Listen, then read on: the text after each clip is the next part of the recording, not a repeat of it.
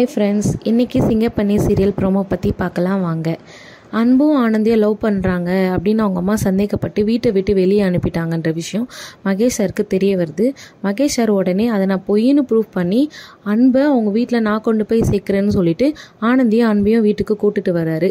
அப்போ பேசும்போது மகேஷ் சார் அன்பு அத்தை பொண்ணு துளசியை தான் கல்யாணம் பண்ணிப்பான், இதுக்கு நான் கேரண்டின்னு சொல்லி அவங்க அம்மாவுக்கு சத்தியம் பண்ணி கொடுத்து அன்பை அவங்க அம்மாவோட சேர்த்து வச்சுட்டு வெளியே வராரு.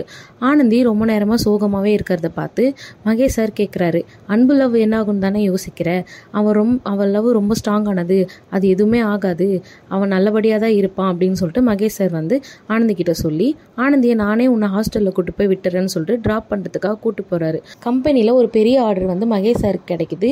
அந்த ஆர்டர் கிடைக்கிற விஷயத்தை எல்லார்கிட்டையும் ஷேர் பண்ணுறாரு.